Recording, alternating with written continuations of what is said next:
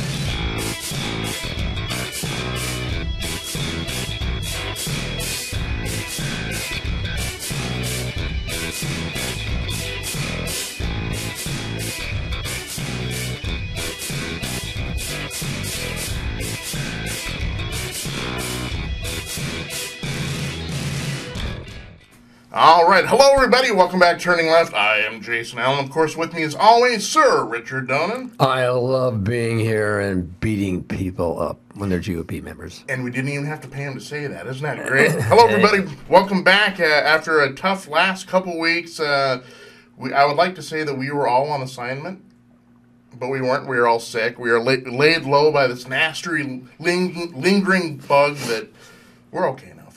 We're here. Hello there. We've got a special guest today.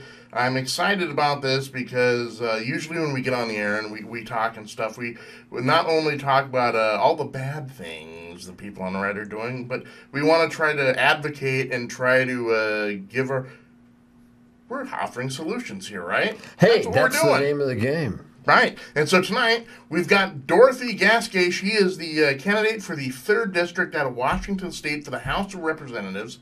She's going to the show, and when she gets big, you know, when she's like sitting on the Senate panels, and we'll say, "Hey, do you remember a show called Turning Left?" She'll say, "I never heard of them at all. Who are they?" Well, it's the House, so it'd be Ryan's some panel, but right. So we got Dorothy coming on here in just a second, folks.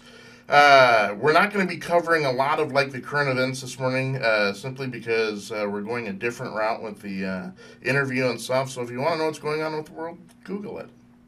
How's that? Anyway, hey folks, we're going to be here with Dorothy right now. Let's have her say hello real quick. Dorothy. Hello. Thank you for having me. Excellent. You bet. Hey, one of the things that's I like doing about the show here is really finding the next batch of people that are going to make an impact here and really trying to help shine a spotlight, right? Because we've got so many like negative personal people. I mean, you got the Paul Ryans of the world, you got the Mitch McConnells of the world, you got all of the other nameless right, and I love the fact that there are good, young, eager Democrats, progressives ready to pick up that torch and march it forward, right? And so thank you for coming on the show here. You're welcome. Excellent. Dorothy, the first question I ask anybody is when they're getting into politics and they're running for public office is just, not why are you doing this, but that moment that you decided instead of just being politically active, you're going to actively run for it. And no, I'm going to run and I'm going to make a difference. How did you get to that point, and tell us what it was like personally for you? Well, I really started thinking about running for office kind of during the Bernie Sanders campaign. I just thought, it's time. But to get me to the point that I was actually going to jump in to run for Congress, it was after the 2016 elections and sort of the progressive choice that we had got pushed out in the primaries by a last-minute entry. And that made me kind of think, well, we need someone else. We need someone who's a little bit more dynamic, someone who can reach those younger voters and get them out to vote. We have... in the 3rd Congressional District, we have about a 40% baseline Democratic vote. And so it takes someone who's going to be able to energize new voters to come out and cast that ballot and make people believe again and have hope. A lot of people don't want to vote because they don't feel like they're represented by either party. Yeah. And so that's just kind of where I was like, well, who's going to do it? And then when do it. Yeah, when no one else stepped in, I had been the lead grassroots organizer for the Bernie Sanders campaign, and so I'd already built a pretty strong base in the district. We won with 80.8% of the vote, and so I already had established those connections, and it just was a natural step up for me to run for this position. Excellent. Yeah, let's talk a little bit about your background. You have a varied, really, what I would consider tailor-made background. It's got leader written literally all over it. Okay, she's a third-generation public servant. She served 8 years in the Army, deployed to Iraq, in otherwise all-male combat. We're gonna have to ask questions about that coming up. Although she was trained as an anti-tank missile systems technician, the insurgent forces did not have tanks due to her rank, and as a non-commissioned officer, she was often asked to lead combat patrols. Holy cow. We're talking the Superwoman here. Obviously, and gutsy on top of it. Right, yeah. And she has a great experience, not only in the progressive movement in Clark County, but as a community organizer. And so you really learned the game of politics from the trenches. From the trenches, right. And so I think it's so fantastic that we've seen an outpouring of new, exciting candidates that have responded to the old Trump, or the old right, and say, no, we're not going to take this. Cue the Twisted Sister video of, we're not going to take the tsunami is coming. Yes, yeah. How exciting is it, though? I mean, to run. I mean, you're running for the House of Representatives. Take us in a little bit about your mindset as you go forward. Well, it's exciting and scary, and but it's being able to get out there and talk to people. And I've had a lot of really wonderful conversations with people from both sides. And really, I think we're all, if you're not in the wealthy, 0.01%, you're hurting. Every one of us is struggling, even those of us who are kind of on the upper end of middle class. We're seeing a diminishing return. Right. And it's getting harder and harder for us to be able to pay our bills. And there's all these people who are now falling through the cracks. I mean, right now in our district, we have a couple of thousand homeless children going to school. Oh, that's tough. Right. And that's something that we all should be able to say, that's not right. That's not the way things should be. And so we need to get back to sort of the FDR ideals of the Democratic Party and making it better for everyone. Right. So let's talk about some of the issues now. Because I truly believe that during the last campaign cycle back in 2016, it was anything but the issues. It was all cult of personality, scandal this week, scandal that week, and sort of just this huge, giant, muddy pile of refuse.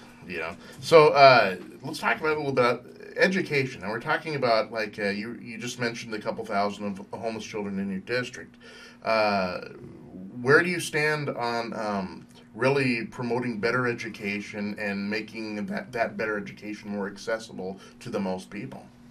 Yeah, I think we definitely, this is the 21st century. It's time for us to accept that maybe a high school education isn't enough, so that we need to expand public education beyond that and have two routes for people. The people who want to go on to a 4-year university and go into more academically heavy fields, and also the ability for people to go into trades and learn skills. And those people don't have to wait until they get out of high school. Right. Those trades can be taught in high school. Gotcha. Sir Richard, any questions? Yeah, no, well, when it comes to education, I think the other side tends to believe you throwing money at it doesn't work. But if you throw money into reducing class size, doesn't that seem to help? Yeah, I think the other thing, when people say that, they go off of the average amount spent per student and say that we have some of the highest averages in the world. But it doesn't take into account that when you're comparing to, say, like Finland, where things are centrally funded and that money is spent per student. In the United States, that money is not the same if you're an inner city, you go to an inner city school or a rural district. You're not getting that kind of money unless you're going to a rich suburb somewhere, because we determine the spending based on property taxes. Right. So it's based on your zip code and not on an even and fair investment per student. Gotcha. Thank you. Yeah, it's quite refreshing to hear isn't it nice to actually hear a great articulate answer, that makes sense? Yes, we're obviously desperate for it. I know. I'm so used to the guy up there with the orange face with the chia pet on his head making hand signs like it's bad, it's sad, or whatever. And it's like we're just sitting there. If they could pan out me and Richard, we're just like, just making, this is great, Give us an outlook of what it's like in your district. Give in a nutshell. What's it like now in the 3rd district in Washington, and what counties does that cover? Right. All right. So, there are 7 counties. It goes up to Pacific County on the coast, Wahkiakum, and then over we've got Lewis, Cowlitz, Clark, Skamania, and Klickitat. Oh, so the Columbia River, roughly. Yeah. Yes. Excellent. Yes, we go from the coast into the gorge. It's 10,000 square miles. It's a very large district. And it's split, so Clark County is largely urban. The rest of it's rural. Yeah. Gotcha. Take us through a little bit about how the nuts and bolts and running to get that campaign started, because I imagine there's all sorts of forms you got to fill out, and I'm sure a lot of people, they've thought, well, maybe I want to run for office, but they don't know what all it entails. Mm-hmm. Take us about what you had to, what hoops you had to jump through to get to the position you are in right now. Well, it's not as complicated on this. We just have to file with the FEC, and then the complicated part is tracking the donations and filing the quarterly reports and making sure that we're all in compliance. It's not as hard for us to ensure we're in compliance because we're only taking, mostly small donations. Right. It's grassroots fundraising. So it's easier to stay in compliance. It's harder for my treasurer because we have a lot more donors. Mm. Well, it's not a good thing, though, yeah. right? That's actually not, that sounds pretty good to me, yeah. Because I see a lot of the talk about, especially after 2016, is man, more people need to run. We need more candidates, but they don't really know what that next step is, right? to take it from Mr. Smith goes to Washington into the actual. Oh yeah, I need to do this, this, and this, and this to actually do it. So that's some food for thought for people today as they're looking into next year here. And what is the primary system like in the state of Washington in your district? What's going to go on here in the next 6 to 8 months? So we have an open primary, and it's top two. So all of the candidates, including the Republican incumbent, will be on the same ballot. And then the two who get the highest votes move on to the general. Gotcha. How many people are right now in the or have declared themselves? We have 5. So the incumbent and then 4 Democrats. Gotcha. Now, I don't want to say anything negative about the rest of the Democrats, but obviously you're going to win, right? So, I mean, we won't even mention their name, not let alone the Republican on it. But have you met with like different civic groups and different? What's that like? Pressing the flesh, so to speak, knocking on doors, doing the day-to-day. Hi, my name's Dorothy. I'm going to be your rep. What's that like? I really like it. I really like getting out there and having conversations with people and really getting to see different perspectives of what's going on. Yeah. And I just think, people are hungry for change. They're ready to get some people into office who are bold. That's the problem with the Democratic Party is they haven't exactly been taking bold stances. And so people have lost faith in them. Right, yeah. Especially when it comes to issues dealing with the economy or economic issues themselves. Because I always thought the one staple of the Democratic Party was relating to the blue-collar working-class people. Those were our peeps, And I found it real kind of, I guess the overriding emotion is sad that during this last election, people had to turn to a guy with a fake spray tan and a bad Chia pet hair rather than, Mr. Orangutan. Exactly. So I love the fact that you're one of your ethos is to reconnect with the working class and with the blue collar and say, hey, not only am I, with you and one of you, but here is my vision, right? Because to me, and I know I'm rambling on and on, but so much we've been so inundated with the cult of personality, we've forgotten what it's like to have a candidate who actually has a brain, and actually can articulate, no, this is not only what I feel, but this is what I want to see for the future, and it's quite refreshing, Sir Richard. Yeah, I think so. Usually candidates have one or two, well, there's a whole core value system there, but they usually have one or two things that really they are excited about more than the other ones. So when you get to Congress and they ask you what committees you'd want to be on, what would that look like? Well, I think obviously veterans issues are really important to me. That's a given. And honestly, appropriations. I got a math degree. I'd love to put that to work. Right, yeah. I don't even know where to begin on those sort of commissions. I would be totally lost. Thank God you're running for something and not me, because, what would you like to see, for example, in Veterans Affairs? Obviously, you being a veteran has given you maybe a different perspective on it than people who are civilian that have never really had outside looking in, so to speak. Like most of the GOP. Like most of the GOP. Except for McCain. Right. Well, I think bringing the recognition that the majority of veterans are actually pretty happy with the care that we receive through the VA. But the problems are that they're getting bogged down. We have an aging Vietnam veteran population, which is requiring more and more care. And with all of the other healthcare issues the entire population is facing, more people are coming to the VA for basic healthcare. And so we need to be able to fund it to accommodate for those things. People, they try to put the blame on new veterans, but we actually don't use as much of the healthcare as the aging veterans do. Sure. But it's something we all know that at this point, 5% of the population uses about 50% of the healthcare funding, and that's largely geriatric care. Right. So making sure that that funding is in place and making sure that we're using the data that the VA has been collecting to ensure that we're delivering care in the places where it needs to be delivered. Oh, that bureaucracy, right? Cutting through all the bureaucratic stuff to actually start to address the problems that are there. And there's a couple other issues. I mean, they want to cut benefits. It used to be that when you served, the GI Bill was there for you, so you could go and increase your skill level once you were out of the service. And they're just about to chop that off.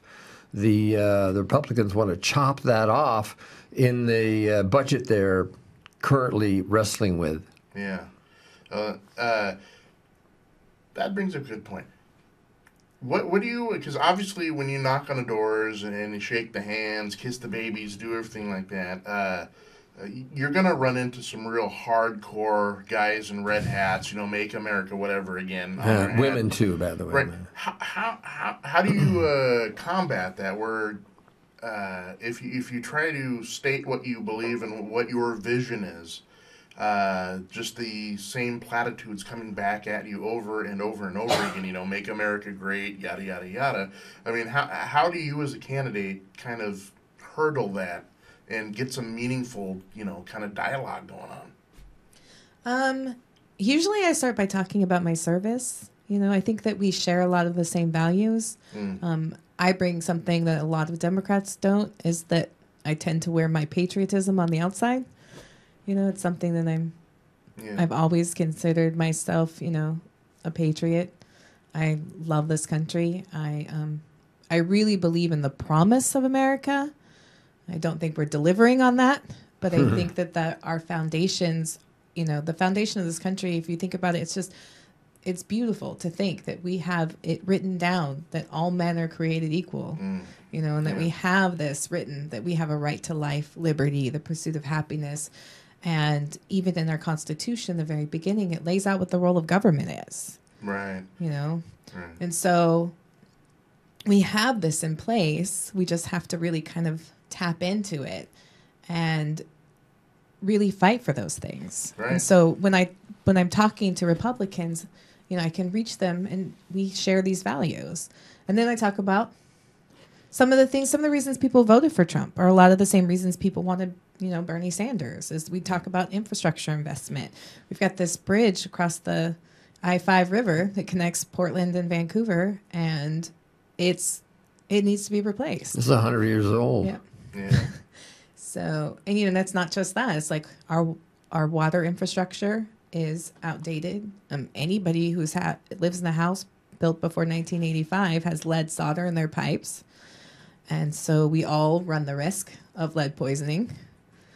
And so, these people, they just want the same things. They want a living wage. They want, infrastructure they can rely on. They want health care. I mean, that's the most important issue everybody brings up, is that we are in a crisis with health care. Yeah. And it's just hard to overcome brainwashing. Well, that's true. See, that's where I was kind of coming from is, you hear the same answers over and over and over again. Right. You could give a clear, concise, articulate, very well thought out discussion, at least on your part, and just coming back with "Make America Great Again," and that's it. It's like soundbite mentality. Right, and I think what you're doing is awesome because we're getting back to what the campaign should be about, who you are and how you are going to affect daily people's lives, rather than the stupid cult of personality stuff that ends up on Access Hollywood and all the other stuff, but doesn't mean a darn thing, right? It's all shine and gloss.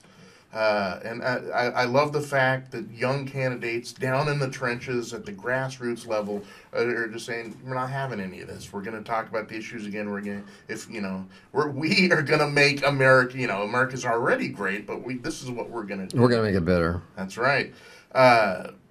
So over the next, it's an open primary, so the next, only the top two go forward. Are there going to be any debates coming up? I don't. Usually kind of close to the primary, there'll be some forums. Yeah. And you need a posse because we are willing to show up. And harass the other side. Yeah, we will. We've got a great posse situation showed up. Richard comes in a tuxedo, like the MC, and I usually show up in like a 70s lounge suit, sort of, I don't know, maybe Dick Cavadish, sort of Mike, like a Donahue sort of thing. I'm just kidding. Just ponder it for a while, and we'll talk to the campaign manager and hook it up. But this dialogue between the parties, and I guess where I'm going for it is in the primary system to get these guys together in one room and talk about the issues so you can compare and contrast. Because now it's about supposedly, yeah. Supposedly, on paper it looks good, right? But especially the Republicans, because now the gentleman who holds the seat now is it's a lady, so it's a woman. The gentlewoman holds the seat now. She is Republican. Yes. How long? Die hard. How long has she been in office? She's been in since 2010, so she kind of rode in on the Tea Party wave, even though she is not a Tea Party Republican. Gotcha. Without giving her too much airtime here, what do you believe is the biggest contrast between you and her? Where's the one thing you could say that is so different from? Real life experience, a connection to like what it's actually like to work for a living. I mean, she spent her entire life in politics. Okay. So, gotcha. I think an actual concern for what's going on in the district and what's going on across the nation. The E word, empathy. Yes. Yeah.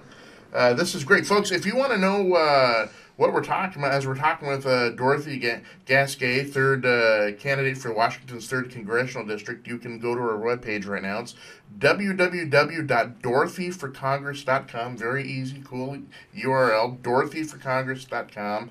And all you that are up there watching right now that are in the 3rd District, this is a good chance for you to get to know Dorothy, right? Hey, no better way. Yeah. To go back to the what made you do, what sort of crazy thought that came in your head that made you say, I want to do this? But no, when did you start becoming like politically active, would you say? When Well, I've always been civically minded, always paid attention to what was going on. I think I started getting more politically active kind of at the end of my time in college, and then got extremely active when Bernie Sanders announced that he was going to run for president. Boy, he did galvanize the base, didn't he? I mean, from the picture perfect moment of in the Moda Center with the little bird coming down. I remember sitting there and I was watching the clip of it. The bird comes down, and I always think, and this tells you how on the other side of the camera or on the other side of the microphone, I'm always looking at optics. What's it look like, right? And I'm like literally yelling at the screen. You can't write this stuff. This is great. No, that was not planned. Yeah, Mr. DeMille, I'm ready for my close-up. This is great. But Bernie did. He in a contest where and I'm not. For those of you who voted for Hillary, I am obviously we're Democrats too, but she just didn't fire up that base. It was kind of it's Bernie, yeah, it's Hillary, and without turning into the full Trump, glitter and plastic sort of cult of personality thing. We need that though. We need a especially the candidates we can get behind and feel sort of galvanized and excited that, and as Obama said 8-9 years ago, hope, right? We all need that hope. How do we instill that hope, Dorothy, now going forward, and especially when we're in such a time of Trump? I mean, I don't know how else to put it. Just a giant ball of drama and it's cataclysmic. Exactly. And where do we find this hope? Dorothy, give us something to cling to, I think we can find hope in the fact that people are starting to get more engaged. I mean, the one thing that Trump brought us was an incredible level of grassroots organizing going on. I mean, you've got Indivisible, and then you've got all of the people who are working on reforming the Democratic Party. And you've got all these wonderful progressive candidates that are jumping in and running for office and winning. I mean, this last election, we had people winning all across the country. And basically, the more progressive you were, the better you did in a red district.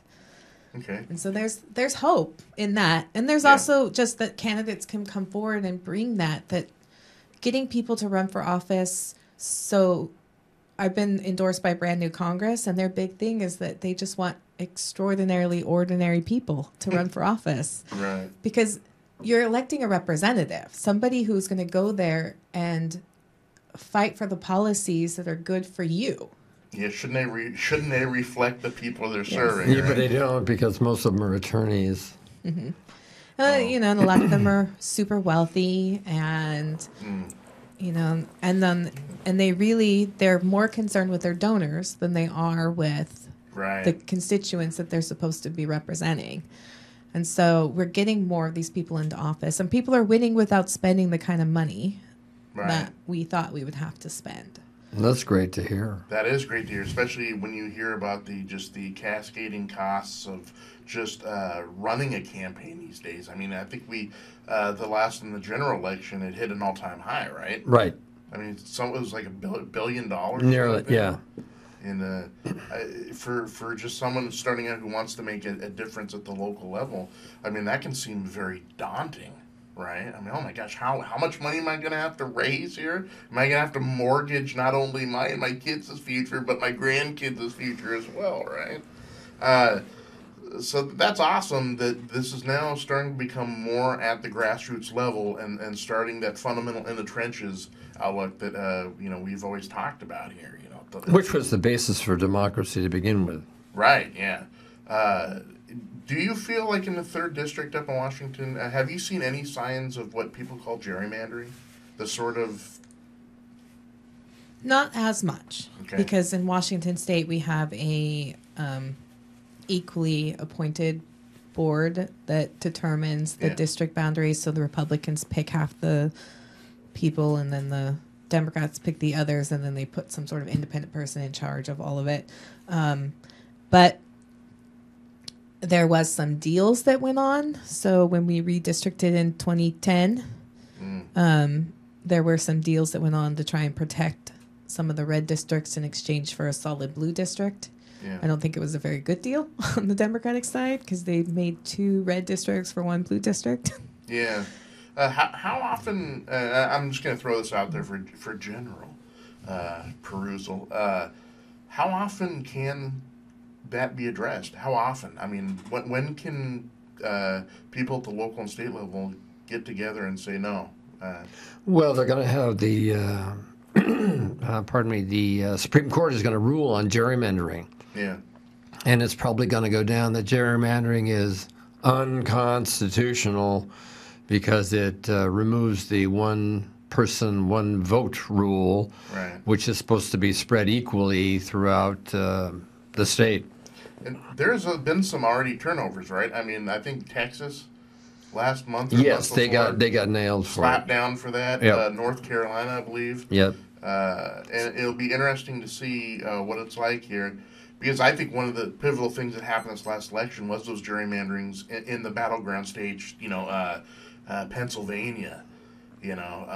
Minnesota, Wisconsin, Michigan. Yeah, even Virginia. And it's going to be interesting to see how that's addressed, because that's dirty pool right there. Is just so. If they just set it up like a chessboard, with equal numbers of red and black squares, then they wouldn't have these oblong, weird-shaped things that are there just to protect the Republican voters because they don't have enough clout in their own districts. Mm-hmm. That is so common sense. It's never gonna work. I'm kidding. So, Dorothy, what does your next month or two look like? And I'm trying to paint a picture for people about what, not only who you are and what you stand for, but what just getting people engaged in the whole process again, what you do on a daily, weekly, monthly basis to help change, I guess, period. Well, mostly now all I do is make fundraising calls and talk to voters. But, Right. Things are going to slow down for the holidays, obviously. Right. But we're starting canvassing next month. So on the 2nd of December, we're going to hit field early so we can get a jump on the other Democrats. Good. If you need help with that too, we can. Sir Richard and I, we're good at causing diversion. So we'll help with whatever's possible. Very good. Right.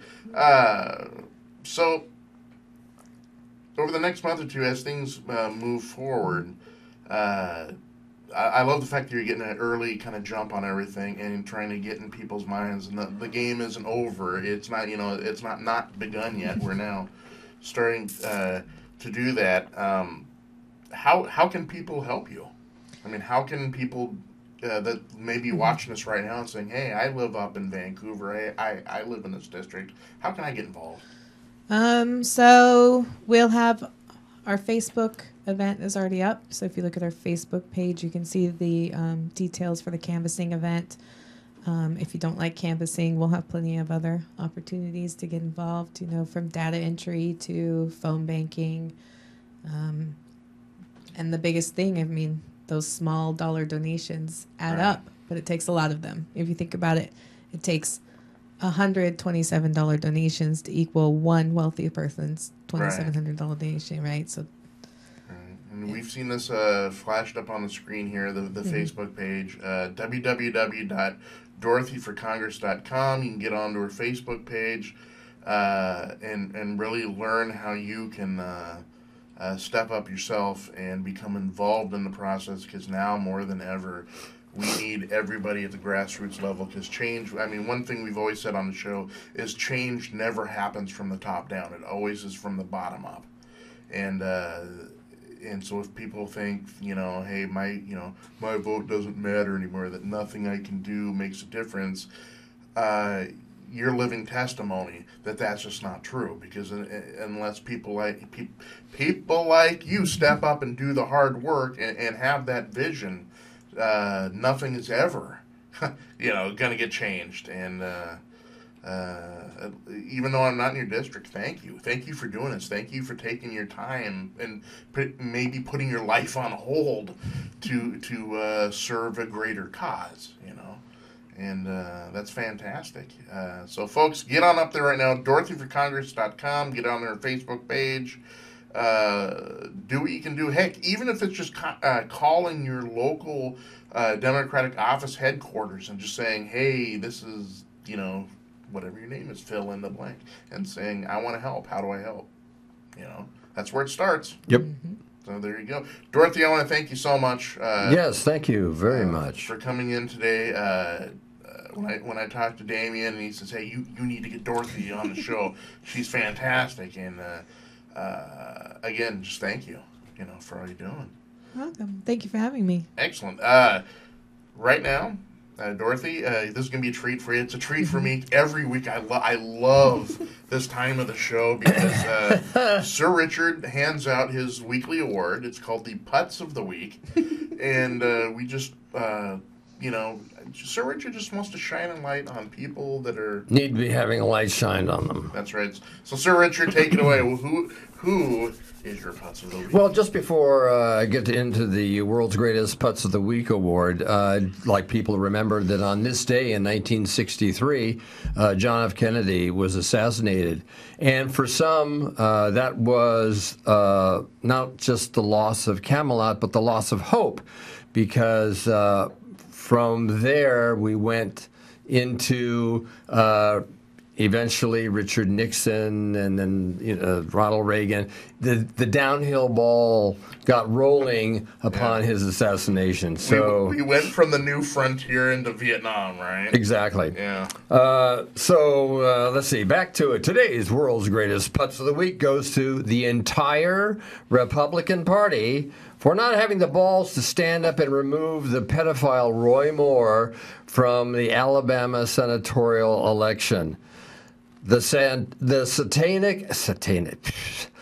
satanic evangelicals and the devil-worshipping 50 pastors that support this sick child molester, and that includes the governor of the state of Alabama who hates child molesters but is going to vote for him anyway.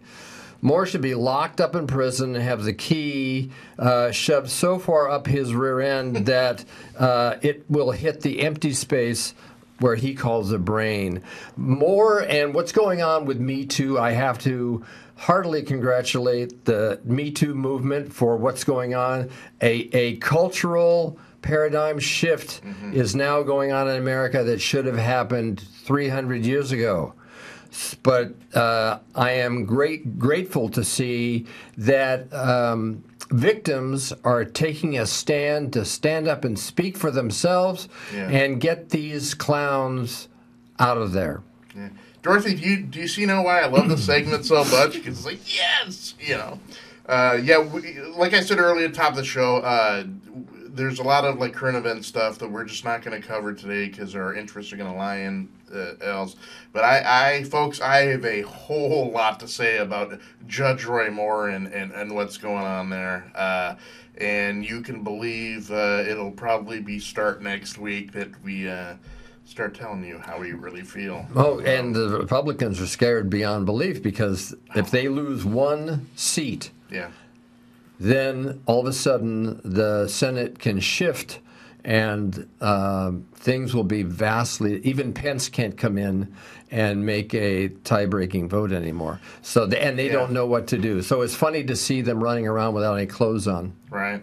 And when I talked about it when we very first started the show, and this may shock Dorothy a little bit. So way back when I was 18, 19, and whatever young, I was Republican. I was. I grew up with the whole Reagan thing, and it wasn't until I went to college and started getting more educated. I know that's going to back off a whole bunch of people when I say that, but it's true. It was, and I cannot recognize, and I do not recognize today's Republican Party. Well, it's not, because the Republican Party of the 50s that elected Eisenhower basically was for all of the things that the Democratic Party stands for today. Right. Yeah. I mean, George H.W. Bush is rolling in his grave, and he's not even dead yet. Okay. There's nothing that I recognize about the GOP. I can't even believe that there is a moment of hesitation. I don't know if I'm going to vote for. If you're to that point where you even have a nanosecond where you have to think about it, you have no more moral authority. You need to go sit into the corner, and you probably should find something else to do for your livelihood, because obviously character and empathy are not one of your strong suits. No, and they'd also have to find something that has no ethics and no morals to be working in. Right. Which doesn't leave too much. Not a whole lot. Yeah. So over the last few weeks, because we believe in solutions around here, right? We believe not only in telling the right where to get off, we believe in giving our own vision about what things should do. And so I wanted to create a new segment, and I wanted to call it Help Us Help You. Right, I want to be about solutions. I want to put things forward, and I want to help the Republicans and that come into the 21st century, not back in the 19th century where they are at the moment. But I want to bring them and help them. So help us help you. And so this week's first installment of Help Us Help You is I wanted to tackle Fox News. I wanted to not only And Rupert Murdoch, by the way. right. I didn't want to address the problem. I wanted to help foster things along. And so this one is what we can do to help Fox News become better. And so I came up with 4 ideas for 4 new shows for them that they can put on their network, and I think it's going to click. Okay, I'm hoping that this will actually click. The first one, of course, they have in their early morning, their morning show is called Fox and Friends, right? And so I've given them 2 ideas for Fox and Friends. The first one is going to be called, my idea is it's going to be called Fox and Fiends, because like 3/4 of them have been brought down due to scandals with, sexual harassment or just being a general douchebaggery behavior, right? So Fox and Fiends, I figure you could bring back like Bill O'Reilly and all the other guys and sit them on a couch, and it's Fox and Fiends. What do you think? Satanic, to say the least. Okay. Not only Fox and Fiends, but I had a different theme for Fox and Friends, too. And I figured, okay, if you don't want to go that route, Fox, if you don't want to go that route, and you don't want, O'Reilly in there and stuff, I figured we'll make it Fox and Fear. We could put Trump on there every day. He can sit on the couch next to him, and with his orange glow and the chia pet on his head and stuff, and he can do his little hand signs and hand signals. But it's gonna be a hit. But he has to wear a little very tight mustache. The toothbrush mustache. Yeah, we need that. We need the plaster. We're gonna have to change his hair around. Oh yeah, it's gonna have to be turned a much darker shade of black. Right. But don't worry, Donnie. Don't worry, buddy. We got you covered. We're going to let you keep your Cheeto spray tan, so it's cool. I mean, we're willing to work with you on that one, okay? So there's 2 ideas for Fox and Friends right there. I feel like we're doing good work here. We're helping, right? Help us help you. Okay, moving on. Okay. Everyone watches Sean Hannity, right? Especially on the right, those guys. Hannity this, Hannity people love a crybaby. They love a crybaby. Well, because of all the stuff that's been going on, I wanted to help Sean redo his image. I mean, he's almost there anyway. Send him in for regrooving? Oh, that would be great. Yeah. Oh, maybe a frontal lobotomy. Right. That would work. Yeah, but that's too much to ask. Yeah, especially since there is none. But instead of Hannity, here's what I have for Sean. Sean, you're pretty much on the far right to begin with. I say go for it. Don't have any pretense. We're going to rename the show Clanity. He shows up in one of those hood things every day, and I don't know, maybe get David Duke. Maybe there's a nice cheese platter or something. It could work. It could work. What do you think, Clanity? Yeah, Dorothy, Clanity, what do you think? Yeah, the hood thing's got to stay there. I like it. Hood? Yeah, well, yeah. Wouldn't that be cool? Like, he's got his little hood thing on, and the boom mic up top keeps whacking into his hood. And I'm sorry, it's Clanity. I love it, Clanity, right? I figure it could be a hit in Alabama. Oh, definitely. Not to mention Mississippi, Georgia. Hold on, I'm getting something from the producer. Hold on. Wow, Clanity's already #1 down there in Alabama. Hasn't even aired yet. Anyway, so Sean, I'm helping you with this, buddy. I'm trying to do my part to make sure that Fox News can be the best that it can be. But that's not it. I saved the best for last, okay? I saved the best for last. Tucker Carlson. He's a very combative guy, and he's all sort of worked up. He needs to relax a little bit more, right? He needs to, Well, he does relax when somebody says something he doesn't like and he doesn't have a comeback. He just stares at the camera going, huh? Right. So I wanted to help. I wanted to help Tucker Carlson, and I figured with his stern sort of marmish. Definitely. We're gonna tap into that. I figured let's run with that. Let's get behind that. And so Tucker, I'm gonna put you in a nun's outfit, nun's habit. And we're going to rename the show Tucker Carlson Tonight, or whatever the name of the show is. I don't watch, so. But we're going to rename it. This is the best. You're going to love this. Mother Tucker. Mother Tucker, right? You're going to have an organ in the background. Like dearly beloved or whatever. And they could have almost like a church revival. Mother Tucker's out there. She's laying down the spiritual wangoo on people. People in Fox News are going to love it, right? Because, they're religion. They claim to be, the moral authority on religion and everything else. Mother Tucker is your answer. You just have to make sure you enunciate Tucker. Right, I thought of that, and I thought there could be. But then I said, Screw it. It's gonna, the mother tucker. People hear it's a thing. Oh, okay, and it just rolls off the tongue, mother tucker. So there you go, folks. I'm just trying to help. Help us help you, right? We're trying to give good, solid advice to those on the right, and I feel that these 4 offerings are well. are You gold. know, when Rupert Murdoch leaves the mortal coil that he currently carries, and his son steps in. His son was responsible for getting rid of O'Reilly. Yes, him and O'Reilly couldn't stand each other. No, and so his son, I guess, has maybe 2 or 3 grams more scruples than Rupert does. So you might see, since he was a millennial coming in to run the show, that there could be a switch in how it's run and who they decide to put on, because their biggest moneymaker, believe it or not, is not Fox and Friends and O'Reilly and that stuff. It's Fox Sports. Yeah. And there's no politics in Fox Sports other than a kneel down. Right. Yeah, that's the most controversial thing about that. So what do you think? You think those 4 things, you think that help? You think? Well, you know what? Let's run it up the flagpole and see, how high it gets there. And who knows? Maybe Rupert's son is watching this and decides, maybe they're on to something. Well, I feel good. I feel like we're doing good work here. Yeah, well, hey, Ed, either that or Lauren Michaels, one or the other. Right. Just throw it out there in general. It's fine. Lauren might like it. Right. Folks, also, of course, every time we do the show here, we give you a cause of the week, a cause that you can get behind and help spur some advocacy on your part. This week's cause of the week is Friends of the Children. It is a local mentoring service. Friends of the Children provides the community of most vulnerable children a stable relationship with professional mentors. A friend for 12 and a half years from kindergarten to high school graduation. Wow, no matter what. For nearly 20 years, Friends of Children has searched for the most vulnerable children in the community and invited them to enroll in the program.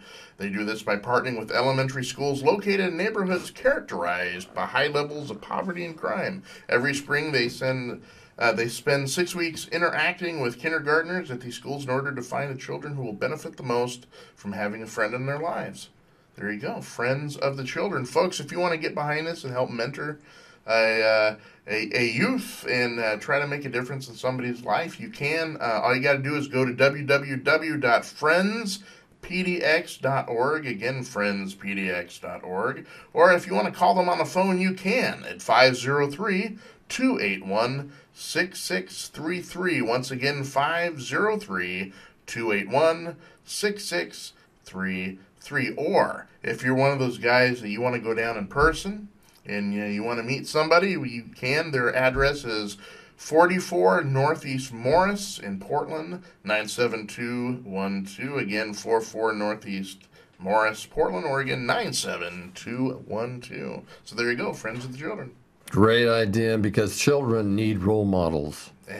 And if they don't have it at home, a teacher seeing a child for half a day or one class period doesn't have the impact of having somebody there that child can lean on when they need it.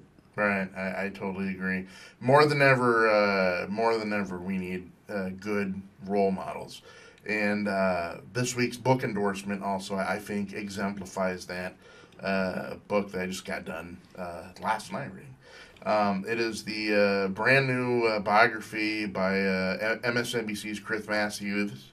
If I can say that correctly, Chris Matthews, host of MSNBC's Hardball. He's written a new biography about Bobby Kennedy. It's already on the New York Times bestseller list. It's called A Raging Spirit. A revealing new portrait of Robert F. Kennedy that gets closer to the man than any book before by best-selling author Chris Matthews. With his best-selling biography of Jack Kennedy, Chris Matthews shared a new look of one of America's most beloved presidents and a patriotic spirit that defined him. Now with Bobby Kennedy, Matthews returns with a gripping, in-depth, behind-the-scenes portrait of one of the great figures of the American 20th century. Not only did I learn a lot of stuff that I didn't know about Bobby, but he had that one aspect to him that we so desperately need in today's muddled reality TV, Don Trump world, and that is authenticity. From his work going into the Mississippi Delta and really connecting with just some of the poorest people in the northern hemisphere. Bobby Kennedy personified a can-do sort of reaching out, building bridges that we just don't see in today's political climate and landscape. I believe in order to make a difference, we need more Bobby Kennedys than ever. We need more Dorothy Gasquets than ever to step forward and take the torch into the future. Folks, it is an excellent book. I highly, highly recommend it. You can go to Amazon or even your own local library and read it. It is Bobby Kennedy, A Raging Spirit by Chris Matthews. Sounds wonderful. And I thought it was pretty much fitting, even though this is a book about Bobby, this being the 22nd of November, and of course that is the anniversary of the assassination of JFK. I figured it was somewhat apropos. Yes, I mean, the day the music died. Okay, cue Don McLean, please. So we got just a couple minutes left here before we all ride off into the sunset and the credits roll. Now that we are back to being vertical again, we're not on our backs being sick with the bug. What's going on there, Sir Richard? I mean, Thanksgiving's tomorrow.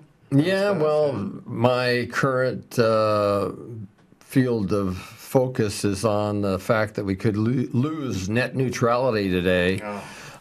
Which most people don't have a clue what it means, but what it will mean to you is, one, your rates are going to go up, and two, that your ISP, your internet service provider, will be able to slow down your feed or speed up other people's feeds because they're paying to have it. So this is the internet, which was supposed to be the platform that was open to all at basically no cost, other than, of course, you had to have an internet service provider, will no longer exist. Yeah, they couldn't figure out to do it in radio, and now they're doing it for the internet. Right. That is, yeah. I mean, we've received numerous emails, especially over the weekend this week, when they started tampering with the net neutrality, and of course with Roy Moore and all that. I promise you, we will tackle that next show. We'll get knee deep in it. Dorothy, what are you doing for Thanksgiving? What's going on? Oh, I don't know. Yeah, no. Are you gonna do sling the whole turkey stuff? What's going on? No. We haven't really planned anything this year. Gotcha. What are you talking about? I'm too busy running for stuff. Yeah, I'm usually the one doing the cooking. Gotcha. And I really haven't had a lot of time to prepare for that, so right. We may be eating Chinese food. I don't know.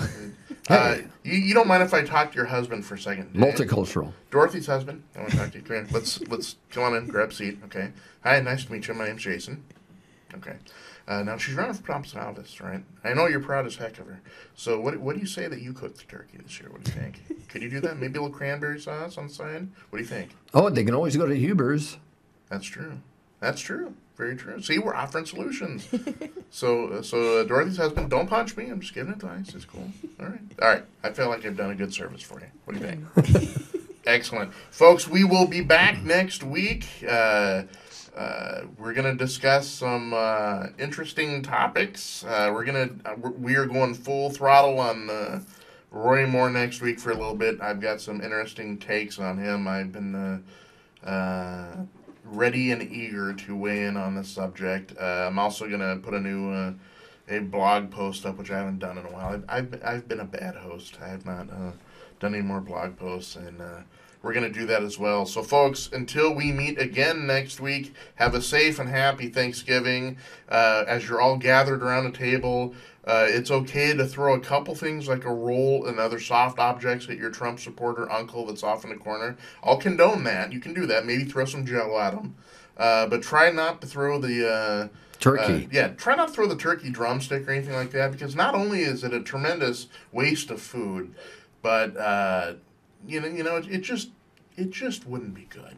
Okay, so from all of us here at Turning Left, to all of you, have a happy Thanksgiving, and we will see you all again next week. Adios, bon voyage. Stay safe.